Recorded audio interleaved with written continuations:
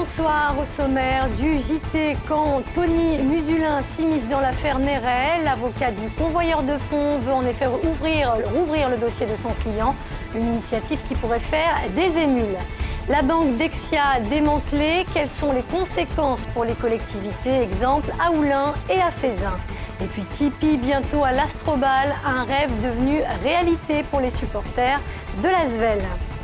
Mais pour débuter ce journal, revenons sur cette macabre découverte réalisée ce matin par un pêcheur de Dagneux dans l'Ain. Un sac comprenant un cadavre a été remonté à la surface du lac Netton.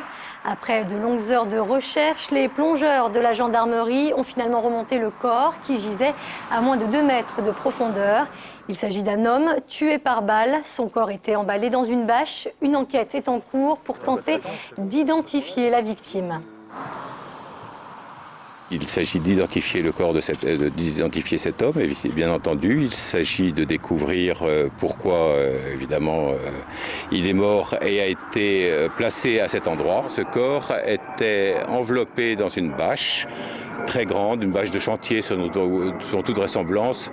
Et d'ailleurs, dans la bâche, outre le corps, il y avait un parpaing assez lourd dans la bâche qui montrait que malgré tout, il avait été placé là pour ne pas être découvert tout de suite. Le numéro 2 de la PJ lyonnaise a passé sa 2e nuit en prison. Sous le coup de 12 chefs d'inculpation, il risque jusqu'à 10 ans de prison et plus de 7 millions d'euros d'amende. Dans cette affaire, sachez que 3 autres policiers ont également été mis en examen, mais laissés libres. Et on a appris par ailleurs que 2 magistrats lyonnais ont été également entendus comme témoins. Alors, près d'une semaine après le début de cette affaire, les rebondissements s'enchaînent. Outre le cas du numéro 2 de la PJ lyonnaise à proprement parler, c'est toute l'institution judiciaire qui semble aujourd'hui être remise en cause.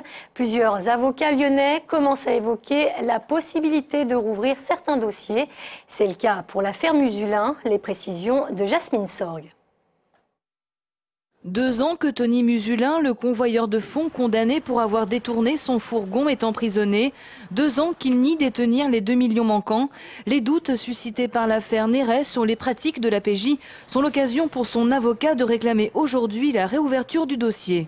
On ne peut pas dire précisément quel était le rôle des uns et des autres, et justement c'est ce que nous cherchons à savoir, puisque nous n'avons pas pu obtenir de reconstitution. Donc nous demandons des éclaircissements, tout simplement, pour savoir ce qu'il en est, parce que Musulin, du fond de sa cellule, lui, dit « je n'ai jamais pris ces 2,5 millions d'euros ». Il n'est pas le seul à surfer sur la vague Néret. Son confrère, Maître Metaxas, s'interroge également. J'ai pas attendu cette affaire pour dénoncer un système de réseau de renseignement opaque et sur lequel les avocats de la défense n'avaient aucune information. Objectif aujourd'hui, tenter de réouvrir des dossiers. Les avocats peuvent, avec des articles du Code de procédure pénale, demander soit la réouverture d'affaires, soit des compléments d'information dans les affaires en cours, pour voir éclaircies les conditions dans lesquelles les enquêtes ou les instructions ont été ouvertes. Bien sûr, aucune accusation portée ici par le barreau. Pour ces 2 avocats lyonnais, ce ne sont que des interrogations. Ils appellent à la prudence et à ne pas tirer de conclusions hâtives. Présomption d'innocence oblige. C'est la principale banque de prêt aux collectivités. Dexia est pourtant aujourd'hui touché de plein fouet par la crise. L'établissement financier franco-belge pourrait même être prochainement démantelé. Quelles sont les conséquences pour les villes qui ont souscrit des emprunts? Exemple à Oullins et à Feyzin. Félix Tommen. Est-ce que ça va avoir un impact au niveau de notre taxe immobilière, sur les impôts locaux ou autres? Les temps vont être compliqués. À qui on va faire appel pour rembourser, ça va être aux contribuables. Inquiétude et interrogation, ce sont les 2 sentiments qui prédominent après que l'on ait appris dans la presse que 23 collectivités du Rhône auraient souscrit des emprunts dits toxiques auprès de la banque Dexia. Avec 3 emprunts souscrits en 2007 pour un montant d'un peu plus de 10 millions d'euros, Oullins est l'une des villes qui a le plus emprunté à la banque. Mais son maire l'assure, en aucun cas ces emprunts sont une mauvaise chose pour la ville. Pour l'instant, il n'y a pas de conséquences puisque les termes du contrat tels qu'ils ont été signés avec la banque, puisqu'il s'agit d'un emprunt, font que nous continuons de vivre normalement les choses. Et en l'état des choses, nous avons plutôt économisé entre 400 et 450 000 euros de frais financiers en ayant eu recours à ce dispositif. Autre grand emprunteur, la commune de Fézin. La presse annonce qu'elle a souscrit pour plus de 16 millions d'euros d'emprunt depuis 2007, des chiffres que réfute son maire. Le prêt structuré qu'a contracté la ville en 2007 est de 6 millions d'euros. Il a un taux moyen depuis de 3,5%. Difficile donc d'y voir clair dans cette affaire. Si dans certaines villes on préfère se montrer confiant et optimiste, 6 d'entre elles ont d'ores et déjà engagé des procédures en justice contre Dexia pour se sortir de l'embarras. Il est 2 fois plus petit qu'avant, mais contient autant d'infos. C'est en tout cas ce que nous promet la direction du journal. Le Progrès Nouvelle Formule vient de sortir entièrement en couleur. Il est destiné à un lectorat plus urbain, censé utiliser les transports en commun. Avec ce nouveau look, le quotidien régional espère ainsi mieux répondre à la demande de son lectorat.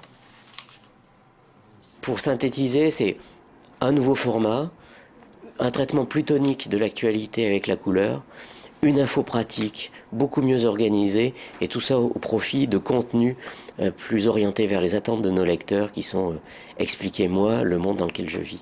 Et le monde, c'est ici.